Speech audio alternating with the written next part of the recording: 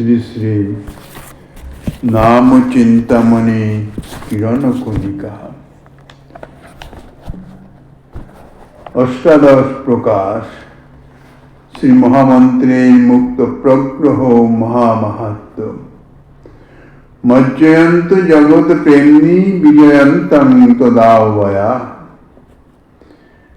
হরিনাম সংকীর্তনই সাধ্য সাধনার ফল। ইতিপূর্বে আস্বাদিত হয়েছে সংখ্যা রেখে মহামন্ত্র জপ বা অসংখ্যত মহামন্ত্র জপ, এ সম্বন্ধে শ্রীমন মহাপ্রভুর যে কৃপাদের যে উক্তি, আচার্যগণের যে উপদেশ বা যে আদর্শ, সে সম্বন্ধে আলোচিত হয়েছে। ভক্তিরাজ্যে কোনো নিয়মই অনিত্য বা সাময়িক সাধন নহে। ভক্তি সাধকগণ ইহাই অনুভব করেন। নিজের সামর্থ্য অনুযায়ী সাধকগণ নিয়ম গ্রহণ করেন এবং কখনো তাহা পরিত্যাগ করেন না। সিদ্ধ অবস্থাতেও সাধন নিয়মটি যাহাতে সুষ্ঠুভাবে অনুষ্ঠিত হয় সেদিকে বিশেষ দৃষ্টি রাখেন। রঘুনাথ দাস গোস্বামীপাদ বা তাদৃশ অন্যান্য সমস্ত সিদ্ধ আচার্যগণ, তাহাদের জীবনীতে দেখা গেছে তাহাদের যা ভজন নিয়ম, শারীরিক অশক্ততা অশক্ততা সত্ত্বেও ভজন নিয়ম তাহারা পালন করেছেন।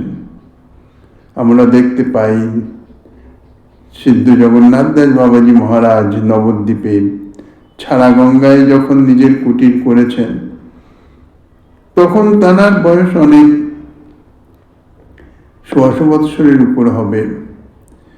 চোখের ভুরু স্খলিত হয়ে চক্ষু সবসময় প্রায় আবরিতই থাকে, কিন্তু শ্রী ভগবত চরণে তুলসী অর্পণ এই নিয়মটি তিনি কখনো ত্যাগ করেন নাই। সেবক বিহারী দাস চোখের ভুরুকে উঁচু করে তুলতেন, তিনি শ্রীবিগ্রহ দর্শন করে চরণ দর্শন করে চরণে তুলসী অর্পণ করতেন। পরবর্তীকালেও বা বর্তমান কালেও যে সমস্ত মহাত্মাগণ ভজন করেন, ভজন নিয়ম, তাহারা ভজন নিয়ম যথাসাধ্য রক্ষা করেন। কাজে সাধন ভক্তিতে যেটি ব্রত বা নিয়ম রূপে স্বীকৃত হয়, তাহা তো নিয়ম সেবক পালন করিবেনই, তদুপরি অসংখ্যত ভাবেও তত্ত্ব ভক্তাঙ্গের অনুষ্ঠানে কোনো দোষ বা প্রসঙ্গ নাই, বরং তা প্রশংসাই আছে। অনেকে কথা বলেন সংখ্যাপূর্বক নাম সমাপন হয়ে গেলেই ব্যাস নাম কীর্তন অর্থাৎ নাম গ্রহণ বন্ধ, আর নাম গ্রহণের প্রয়োজন নাই, কেননা অসংখ্যাত নাম গ্রহণের কোনো প্রয়োজন নাই। কিন্তু বাস্তবিক তাহা নহে। সংখ্যা যাহা, তাহা তো নির্দিষ্ট সংখ্যা পূরণ নাম কীর্তন তো করবেনই, উপরন্তু বাকি যে সময়, সেই সময় সংখ্যা না লিখে অসংখ্যাত নিরন্তর নাম উচ্চারণ, নাম জপ বা নাম কীর্তন তাহা অবশ্যই করা উচিত। কেননা প্রভু বলেছেন, সর্বক্ষণ বল ইথে বিধি নাহি আর।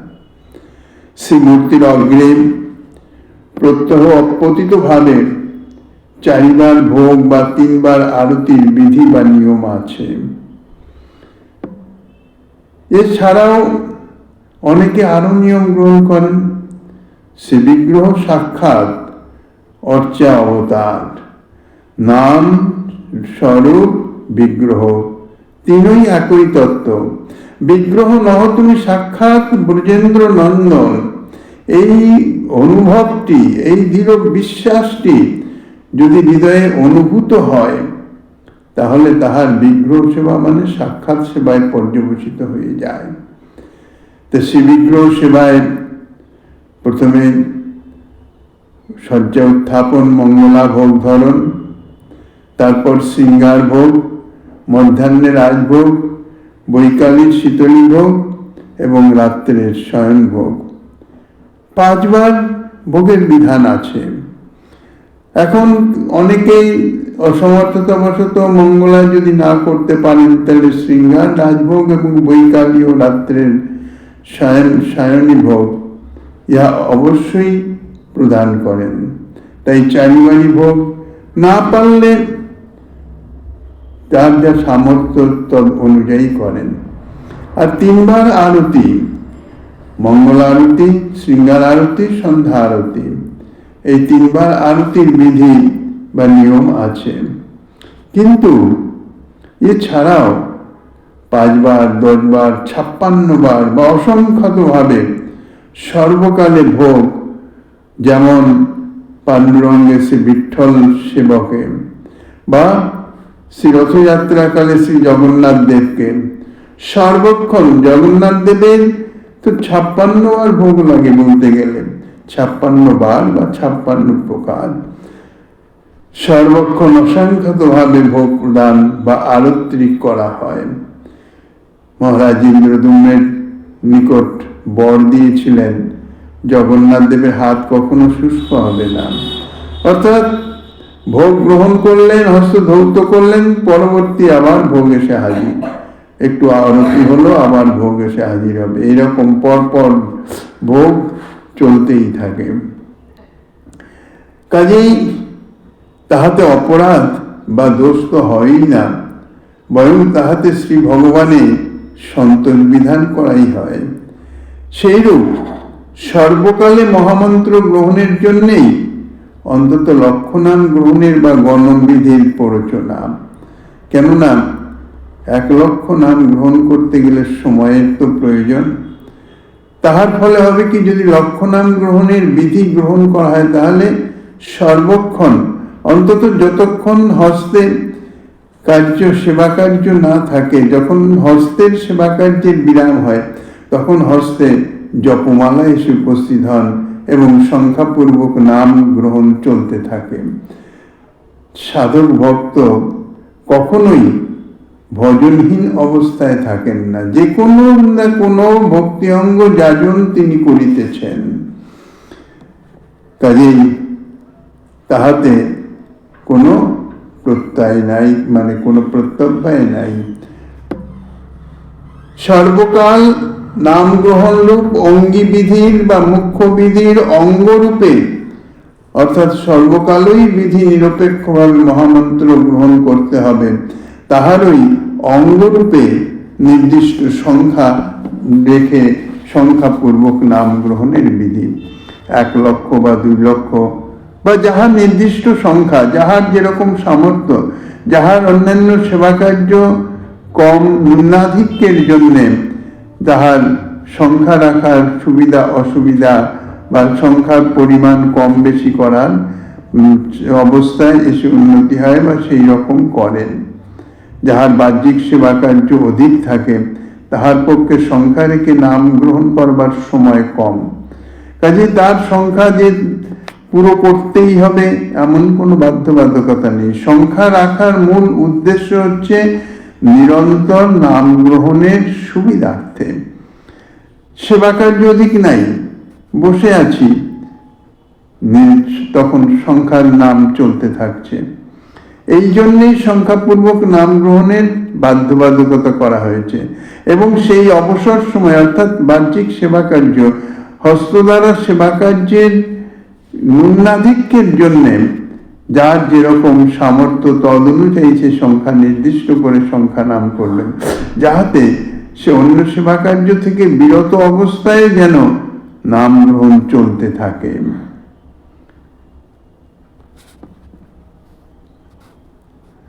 এক লক্ষ বা 2 লক্ষ বা যাহা নির্দিষ্ট সংখ্যা গৃহীত হয়েছে, তাহাও অপতিত ভাবে উক্ত অঙ্গিবিধির অনুগত হয়েই গ্রহণ করতে হবে। অর্থাৎ সর্বক্ষণ বলহিয়ে বিধি নাই আর, ইহা যে মূল কথা, অর্থাৎ সর্বক্ষণ হরিনাম গ্রহণ, তাহারই এক অঙ্গ হিসাবে সংখ্যাপূর্বক নাম গ্রহণ। 56 বার বা অসংখ্যতভাবে সর্বকালে ভোগ নিবেদন করলেও বা অসংখ্যবার ভগবানকে আরতি করলেও নির্দিষ্ট 4 বার ভোগ বা ত্রিসন্ধ্যা আরতি, তাহা যেমন অপতিতভাবেই রক্ষা করতে হয়। সাধারণ দেখা যায় কোনো উৎসব অনুষ্ঠান, সেই সময় ভোগের সংখ্যা বা আরতির সংখ্যা বেড়ে যায়, কিন্তু অন্য সময়, সাধারণ সময়ে নির্দিষ্টবার যে আরতি বা ভোগ নিবেদন, তাহা অপতিতভাবেই রক্ষা করতে হয়। তদ্রূপ সর্বকাল অসংখ্যাত মহামন্ত্র গ্রহণ করলেও নির্দিষ্ট সংখ্যা অপতিতভাবে রক্ষা করতে হয়। চতস্র কেশবে দদ্যাৎ একা চৈব প্রদক্ষিণা হন্তে পুণ্যং পুরাকৃতম। শ্রী বিষ্ণুকে 4 বার প্রদক্ষিণ করবার বিধি। বিষ্ণুকে একবার প্রদক্ষিণ পূর্ব, একবার প্রদক্ষিণ করলে পূর্ব সঞ্চিত সুকৃতিকেও নষ্ট করে দেয়। এই স্থানে শ্রী বিষ্ণুকে 4 বার প্রদক্ষিণ করবেন এবং একবার প্রদক্ষিণ করবে না, এইরূপ সুস্পষ্টভাবে 4 বার পরিক্রমার বিধি বা একবার পরিক্রমার নিষেধ আছে। সুতরাং শ্রী বিষ্ণুকে 4 বারের কম পরিক্রমা করবে না, ইহাই জানা যায়। কিন্তু 5 বার বা বহুবার, অসংখ্যতবার পরিক্রমা করলে তার কোনো নিষেধ নাই। নিষেধ কি? 4 বারের কম পরিক্রমা করবে না, ন্যূনত 4 বার, অর্থাৎ 4 বার পরিক্রমা করবার বিধি পালন নিত্য সমতা রক্ষার জন্যই গণনা বিধি সহিত 4 বার পরিক্রমা করতে হয়। কিন্তু তদূর্ধ্বে সংখ্যা রাখবার আর কোনো প্রয়োজন থাকে না। 4 বারের উপরে পরিক্রমা হলে অসংখ্যাত চলতে থাকলো, সেখানে সংখ্যা রাখার কোনো প্রয়োজন নেই। 4 বারের অধিক বহুবার অসংখ্যাতভাবে পরিক্রমা করবার যখন কোনো নিষেধ নাই, কিন্তু একবার পরিক্রমা বিষয়ে পরিষ্কার নিষেধ আছে, তখন 4 বারের পর অসংখ্যাতভাবে পরিক্রমা করা তাহা বিষ্ণু সন্তোষজনকই জানতে হবে। সপার্ষদ মহাপ্রভু শ্রী জগন্নাথ দেবের মন্দিরে যখন বেড়া কীর্তন করতেন, সেই বেড়া কীর্তন কালে এবং বিভিন্ন বিষ্ণু মন্দিরে বিষ্ণু ভক্তগণ 4 বার পরিক্রমার পর অসংখ্যাতভাবে বহুবার পরিক্রমা করে কীর্তনাদি করেছেন। সেইরূপ মহামন্ত্র গ্রহণেও যাহার যাহা প্রাত্যহিক নির্দিষ্ট সংখ্যা নিয়ম আছে, তাহার সমতা রক্ষার্থ সংখ্যাতভাবে নাম গ্রহণ করে অসংখ্যাতভাবে মহামন্ত্র গ্রহণে অবৈধ তো নহেই, বরং তাহা মহাপ্রভুর পরম সন্তোষজনক। মূল কথা হইতেছে এখনো নাম গ্রহণে যেন বিরত না থাকতে হয়, নাম গ্রহণ যেন নিত্য চলতেই থাকে সমানভাবে। সংখ্যা নিয়ম আছে, তাহার সমতা রক্ষার্থ সংখ্যাতভাবে নাম গ্রহণ করে অসংখ্যাতভাবে মহামন্ত্র গ্রহণ তাহা অবৈধ তো নহেই, বরং তা মহাপ্রভুর পরম সন্তোষজনক। কেননা মহাপ্রভু আদেশই দিয়েছেন যে সর্বকাল বলইতে বিধি নাহি আর।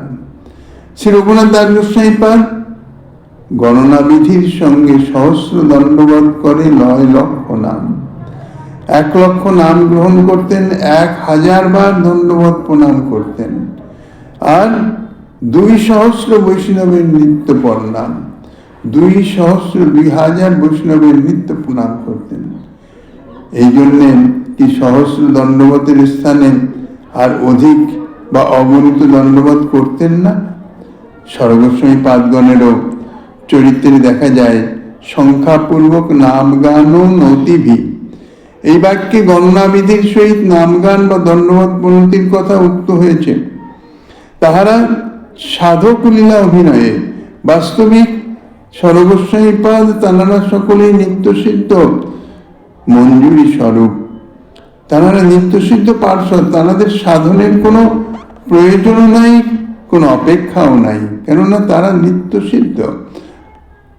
কাজেই কিন্তু তাঁরা শ্রীমন মহাপ্রভু ভক্তভাবে আবির্ভূত হয়েছেন, নিজে আচরণ করে জগতের জীবকে শিক্ষা দিচ্ছেন। তাঁর সেই যে শিক্ষা প্রদান বা আচরণ করে, তারা সেই যে ভক্তভাবকে আরো সমুজ্জ্বল করবার নিমিত্ত তাঁর পার্শ্বদগণ তাঁরাও ভক্তভাব অঙ্গীকার করে সাধক ভক্তের ন্যায় কি করণীয়, কি আচরণীয় নিজেরা আচরণ করে জগতের জীবকে দেখিয়ে গেছেন। কেননা পার্শ্বদগণের কাজই হইতেছে তাঁদের সেবার, অর্থাৎ মুখ্য প্রভুর যে অভীষ্ট তাহাকে সিদ্ধ করবার জন্য সহযোগিতা করা।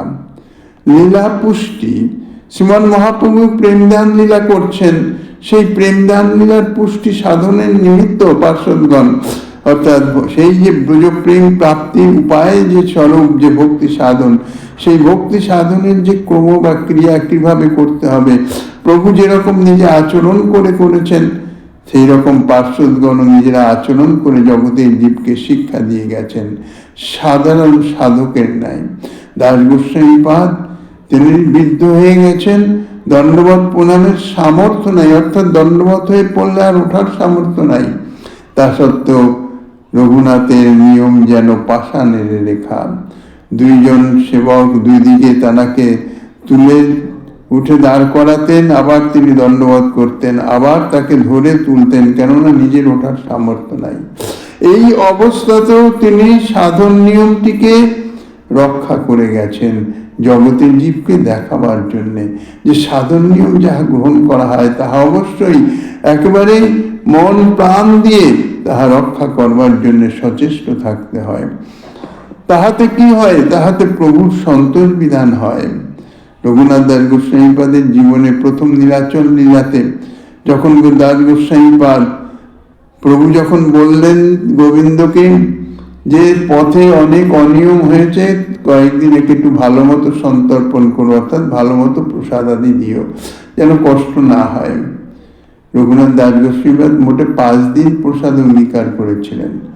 12 দিন 20 দিনের রাস্তা 12 দিনে এসেছিলেন, তার মধ্যে মোটে 3 দিন পথে সামান্য কিছু হয়তো পেয়েছিলেন, কারণ শরীরের উপর প্রচন্ড অত্যাচার হয়েছে।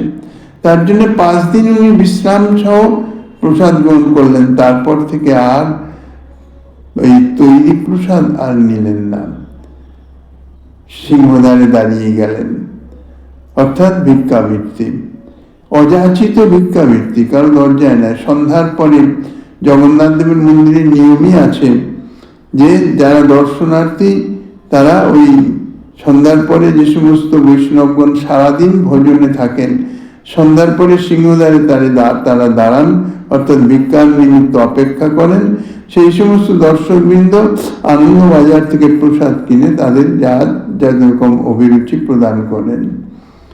কিছুদিন বাদে রঘুনাথ দাস গোস্বামীপাদ তাহাও ছেড়ে দিলেন, কেননা এখানে যেমন সময়ও বেশ কিছু নষ্ট হয়ে যায়, তেমনি মনটা বিক্ষিপ্ত থাকে। কেননা কোনো দর্শক আসতেছেন, মনে সঙ্গে সঙ্গে আসা হয় হয়তো ইনি কিছু প্রসাদ দিবেন, ইনি হয়তো কিছু প্রসাদ দিবেন, তিনি হয়তো দিলেন না, কিছুটা হতাশা এসে গেল। এই যে আশা নিরাশা দোলা, এটা ভজনের পক্ষে ঠিক অনুকূল নহে। এই জন্যে তিনি ছেড়ে দিলেন, মধ্যাহ্নে ছত্রে গিয়ে গ্রহণ করতে লাগলেন। ছত্রে সেখানে নির্দিষ্ট সময়ে গেলেই পাওয়া যায়, সময়ের অপেক্ষা নাই, নষ্ট করারও ব্যাপার নাই, কারোর জন্য অপেক্ষা করতে হবে না। তো এই যে একের পর এক সিদ্ধান্ত দাস গোস্বামীপাদ নিজের ভজনের অনুকূলের জন্য গ্রহণ করছেন, দামোদর গোস্বামীর মাধ্যমে মহাপ্রভু তাহা যখনই শ্রবণ করেন তার চিত্তে আরো প্রসন্নতা আসে, কেননা মহাপ্রভুর ভক্তগণে বৈরাগ্য প্রধান, পরাপেক্ষা নাই, কারোর অপেক্ষা করা যাবে না। কেননা শাস্ত্রে বলেছেন বৈষ্ণব হইয়া যেবা করে পরাপেক্ষা, ভক্তি দূরে রহু কৃষ্ণ করেন উপেক্ষা। অপরের অপেক্ষা নাই, নিজে স্বতন্ত্র সর্ব অবস্থাতে। গৌরীয় ভক্তবৃন্দের ও বৈষ্ণবগণের নিরপেক্ষতাই হচ্ছে ভজনের মূল। নিরপেক্ষ হয়ে ভজন করবেন, কারোর অপেক্ষা নাই, কোনো কিছুর অপেক্ষা নাই, কোনো বস্তু বিষয় কোনো কিছুর অপেক্ষা নাই। যার জন্যই বলেছেন যথা লাভ সন্তোষ। এটা দৃঢ় সত্য বা বাস্তব সত্য কথা। এই জগতে যাহা কিছু ঘটিতেছে সবই প্রভুর ইচ্ছায় ঘটিতেছে, এবং মঙ্গলময় প্রভুর ইচ্ছায় কখনো কাহারও কোনো অমঙ্গল হয় না। মাদৃশ্য জীবগণ প্রারব্ধ কর্মফল ভোগের নিমিত্ত দেহ প্রাপ্ত হয়েছি, ভগবান কৃপা করে দুর্লভ মনুষ্য দেহ প্রাপ্ত করিয়ে দিয়েছেন।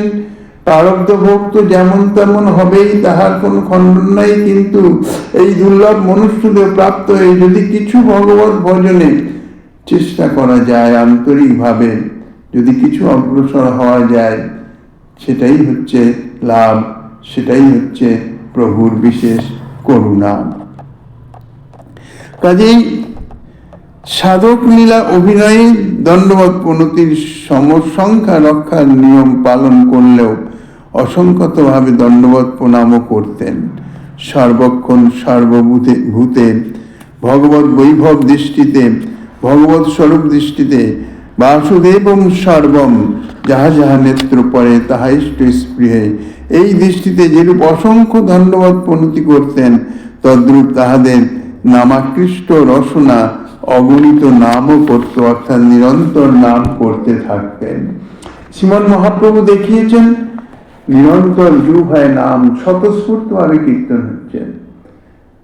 গোপাল গুরু রয়েছেন, মহাপ্রভুর বাহ্য কীর্তন করতে যান, গোপাল গুরু কি করেন, জলপাত্র বয়ে নিয়ে যান, ছোট্ট বালক। তিনি দেখছেন অর্থাৎ যে মহাপ্রভু বাহ্যে বসেছেন, এক হস্ত দিয়ে অর্থাৎ দক্ষিণ হস্ত দিয়ে তিনি তার জিহ্বাটি ধরে রেখেছেন। প্রভু বাহ্য কীর্তন হয়ে গেলে জিজ্ঞাসা করছেন, প্রভু আপনি জিহ্বাটি ধরে রেখেছিলেন কেন? এরকম তো দেখা যায় না, শোনাও যায় না। তখন প্রভু বলছেন যে দেখো, আমার জিহ্বা কখনো নাম ছাড়া থাকে না, নিরন্তর নাম চলতেই থাকে জিহ্বায়। এখন বাহ্য অশৌচ অবস্থার নাম চলবে, এই জন্যেই নাম যাতে না হয় সেই জন্যেই ধরে রেখেছিলাম। প্রভুর লীলা। গোপাল গুরু বললেন, অর্থাৎ গোপাল গুরুকে প্রেরণা দিয়ে প্রভু জগতের জীবকে জানাচ্ছেন, বলছেন যে প্রভু মৃত্যুকালে যে যে অবস্থায় থাকে, যাহার যাহার স্মরণ থাকে, পরবর্তী জন্ম তদনুসারী হয়। এই জন্য সকলেই চায় অন্তত দেহ অবসানকালে যেন ভগবত নামের স্ফূর্তি হয়, ভগবত নাম কীর্তন হয়, শ্রোত হয়। আর বেশিরভাগ দেখা যায় মৃত্যুকালে ইন্দ্রিয় শিথিল, মলমূত্র ইত্যাদি ত্যাগ এইসব হয়ে যায়। তাহলে অসুচি অবস্থায় যদি নাম না নেওয়া যায়, তাহলে তো তার গতিই হবে না। মহাপ্রভু গোপাল গুরুর মাধ্যমেই জগতে প্রকাশ করে দিলেন যে সত্যই তাই। খাই খাইতে শুইতে যথা তথা নাম লয়, দেশ কাল নিয়ম নাই সর্বসিদ্ধি হয়। সর্ব অবস্থায় শাস্ত্রে সর্বক্ষণ যে শ্রী হরিনাম উচ্চারণের বিধি আছে, বা শ্রীমন মহাপ্রভু স্বয়ং শ্রীমুখে কীর্তনীয় সদা হরি, এই বাক্যে যে হরিনাম কীর্তনের উপদেশ দিয়েছেন, তাহা যে হরে কৃষ্ণ 16 নাম 32 অক্ষর ব্যতীত অন্য ভগবান নাম সম্বন্ধে এইরূপ কোথাও উক্ত হয় নাই। অনেকে বলতে পারেন হরিনাম মহামন্ত্রই সর্বক্ষণ বলতে হবে এমন কি বিধান? অন্য ভগবত নাম রাম কৃষ্ণ হরি ইত্যাদি নাম তাহাও তো গ্রহণ করা যায়। কিন্তু মহামন্ত্র ব্যতীত অন্যান্য ভগবত নাম সম্বন্ধেই যে এইরূপ দিয়েছেন, কীর্তনীয় সদাহরি এই কথা বলেছেন, এরকম তো কোথাও পরিষ্কার করে বলেন নাই। বরং মহামন্ত্রকে স্বয়ং মহাপ্রভুই নাম বা হরিনাম বা কৃষ্ণ নাম মহামন্ত্র ইত্যাদি শব্দে শ্রীমন মহাপ্রভু এই হরে কৃষ্ণ অর্থাৎ 32 অক্ষরাত্মক 16 নাম তাহাকেই অভিহিত করেছেন। ভগবান নাম নির্বিশেষই সর্বক্ষণ উচ্চারণের বা গান করবার বিধি আছে, তাহা শাস্ত্রে দৃষ্ট হয়। পক্ষান্তরে বীজ পুটিত দীক্ষা মন্ত্র সংখ্যা রেখে নিজে নিজে জপ ব্যতীত অপরের শ্রুতিগোচর না করাবার শাস্ত্রোক্ত বিধি পাওয়া যায়।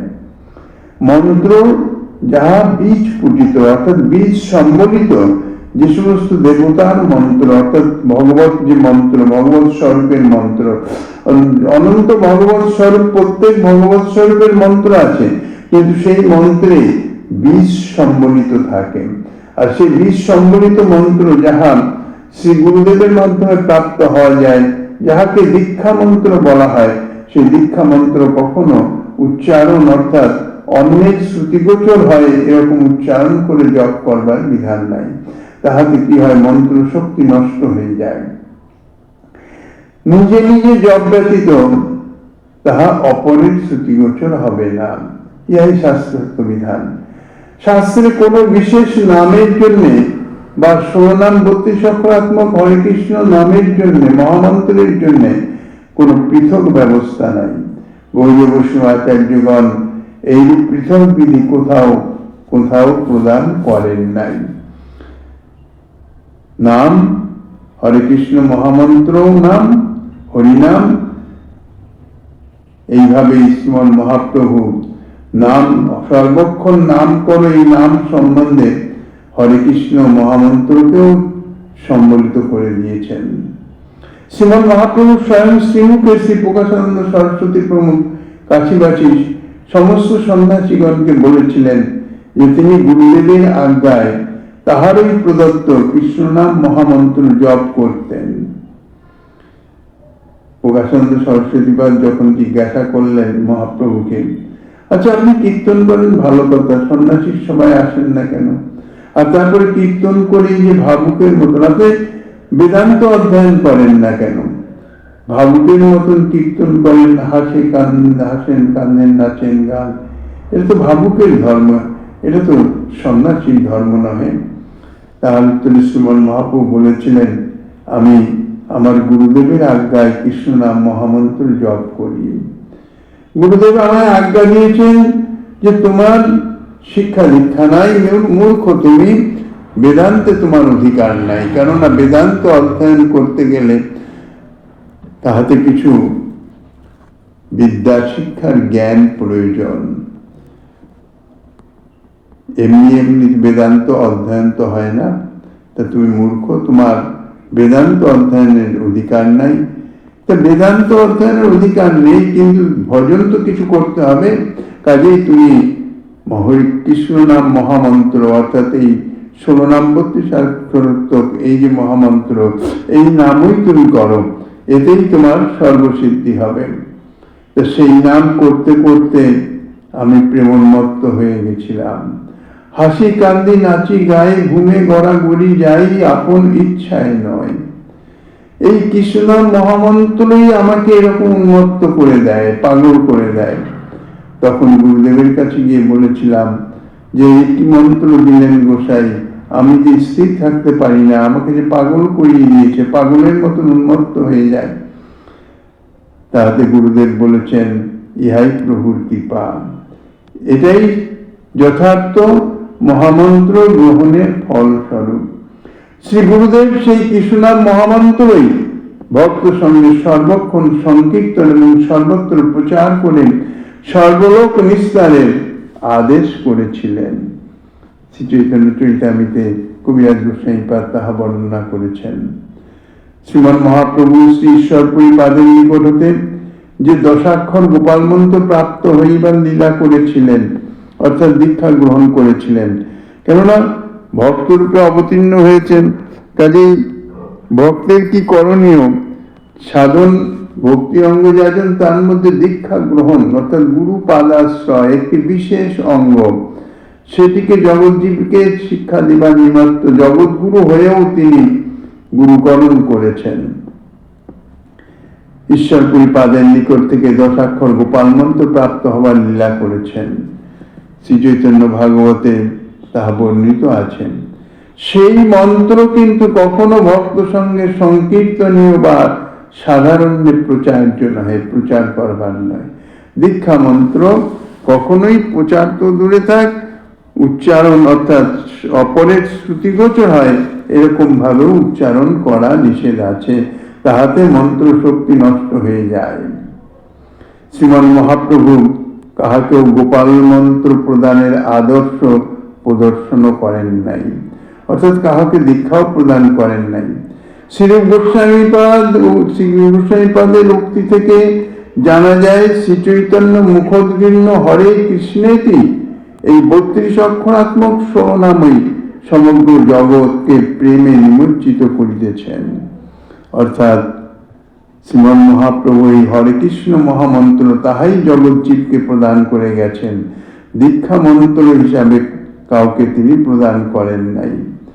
অতএব শ্রী চৈতন্য কথিত শ্রী গুরুপদিষ্ট কৃষ্ণ নাম মহামন্ত্র বা কৃষ্ণ নাম বলতে 16 নাম, ইহাই মহামন্ত্র। এবং শ্রী গুরুদেব দীক্ষাকালে আগে এই নাম মন্ত্র প্রদান করেন, তারপরে বিষ সম্বলিত দীক্ষা মন্ত্র তাহাই প্রদান করেন। পূর্বে প্রদর্শিত হয়েছে শ্রীমন মহাপ্রভুর উক্তি অনুসারে 16 নাম স্বয়ংরূপ শ্রী যশোদা নন্দনের আহ্বাহক নাম। স্বয়ং শ্রীমন মহাপ্রভু তিনি বলেছেন, কৃষ্ণ নামের বহু অর্থ নাই জানি, শ্যামসুন্দর যশোদানন্দন এই মাত্র মানি। শ্রী শ্যামসুন্দর শ্রী যশোদানন্দন সর্বজীবের পতির আজ্ঞা ও সন্তোষ তাহাই হইতেছে সর্বক্ষণ তাহার নাম কীর্তনে। ইহাই পতির আজ্ঞা, সর্বক্ষণ বলইতে বিধি নাহিয়া। সর্বক্ষণ কীর্তনই মুখ্য বিধি, অন্যান্য বিধি ও নিষেধ সেই মুখ্য বিধি কিঙ্কর অনুচর স্বরূপ। অর্থাৎ অন্যান্য যা বিধি নিষেধ যা কিছু আছে সমস্ত এই সর্বক্ষণ কীর্তনকে বজিয়ে রেখে তবে সেই সমস্ত বিধি পালন। ইহা শ্রী বল্লভ ভট্টকে উপলক্ষ করে শ্রীমন মহাপ্রভু সকলকে শিক্ষা দিয়েছেন। শ্রী বল্লভ ভট্ট শ্রী অদ্বৈত আচার্য নিকট প্রশ্ন করেছিলেন, পতিব্রতা যেই পতির নাম নাহি লয়, তোমরা কৃষ্ণ নাম লহ কোন ধর্ম হয়। অর্থাৎ যিনি পতিব্রতা রমণী তিনি কখনো পতির নাম মুখে উচ্চারণ করেন না, ইহা শাস্ত্র বিধি। তোমাদের জগৎপতি শ্রীকৃষ্ণ নাম তোমরা নও, তোমাদের পতি শ্রীকৃষ্ণ, তাহলে তোমরা যে নিরন্তর উচ্চস্বরে কৃষ্ণ নাম নাও, এটি কোন ধর্ম হচ্ছে? অদ্বৈত আচার্য নিজে কোনো উত্তর দিলেন না। সম্মুখে মহাপ্রভু গম্ভীরার ভিতরের লীলা, সম্মুখে মহাপ্রভু অভিষ্ট মহাপ্রভুকে ইঙ্গিতে দেখিয়ে দিলেন। মহাপ্রভু তার উত্তরে বলছেন, শুনি প্রভু কহে, তুমি না জানো ধর্ম মর্ম, স্বামী আজ্ঞা পালে এই পতিব্রতা ধর্ম। মহাপ্রভুর সঙ্গে সঙ্গে বললেন, তুমি ধর্মের যে মর্ম কথা তাহা জানো না। পতিব্রতা কে? যিনি পতির আজ্ঞা সর্বদা পালন করেন তিনি পতিব্রতা। স্বামী আজ্ঞা পালে এই পতিব্রতা ধর্ম। পতির আজ্ঞা নিরন্তর তার নাম লইতে, পতির আজ্ঞা পতিব্রতা না পারে খণ্ডিতে। পতি নিজেই আজ্ঞা দিয়েছেন নিরন্তর তার নাম গ্রহণ করবার জন্য। কাজে পতিব্রতা অন্য শাস্ত্র বিধি তাহা অনুসরণ না করে সাক্ষাৎ প্রভুর প্রতির আজ্ঞারূপ যে বিধি তাহা পালনার্থে নিরন্তর নাম করেন এবং স্বামী আজ্ঞা পালে, ইহাই পতিব্রতা ধর্ম। পতিরাজ্ঞা নিরন্তর তার নাম লইতে, পতিরাজ্ঞা পতিব্রতা না পারে খণ্ডিতে। অতএব নাম লয় নামের ফল পায়, নামের ফলে কৃষ্ণ পদে প্রেম উপজয়। এই স্থানে শ্রী বল্লভ ভট্ট উচ্চস্বরে নাম গ্রহণের কথাই জিজ্ঞাসা করেছিলেন। কেননা পতির নাম তোমরা নাও উচ্চস্বরে, মনে মনে নিলে সেটা তো কেউ জানতেই পারে না। কারণ প্রত্যেক প্রতিব্রতা রমণী মনে মনে পতির নাম স্মরণ করেন, ইহা তাহাদের একটি সেবা। ইহা নিষিদ্ধ নহে, কিন্তু বাইরে উচ্চারণ করেন না। এই প্রত্যক্ষ সত্যটি তিনি জানতেন। মনে মনে শ্রীকৃষ্ণ নামের স্মরণেই শ্রী বল্লভ সম্প্রদায় প্রবর্তিত ছিল। এই জন্য তাদের সম্প্রদায়ের বিধিটিকে স্থাপন করবার নিমিত্ত তিনি প্রমাণ করতে চেয়েছিলেন যে উচ্চস্বরে কৃষ্ণ নাম করা এটি অগর্হিত, এটি নিষেধ। বল্লভ সম্প্রদায় প্রবর্তিত রয়েছে শ্রীকৃষ্ণ শরণং মম, এই অষ্টাক্ষরীকে তাহারা মহামন্ত্র বলেন এবং মনে মনে তুলসী মালায় তাহা জপ করেন। শ্রীকৃষ্ণ শরণং মম, শ্রীকৃষ্ণ শরণং মম, শ্রীকৃষ্ণ শরণং মম। এই শ্রীকৃষ্ণ শরণং মম সদা জপ জিন বিশাল পল একমাত্র। ইহা সদা সর্বদাই জপ করো, এক ক্ষণের জন্য তাহা বিস্মৃত হইও না। সম্প্রদায়কে গুরু শ্রী মহাপ্রভুজি অর্থাৎ শ্রী বল্লভাচার্য, কারণ এটা বল্লভ সম্প্রদায়, তো তাহাদের যে সম্প্রদায় গুরু মহাপ্রভু বলা হয় বল্লভাচার্যকে, সেই বল্লভাচার্য কা দিয়া হুয়া শ্রীকৃষ্ণ শরণং মম উত্তমোত্তম মহামন্ত্র হই। इसको जप अहोरात्र एकांत में करना चाहिए। श्री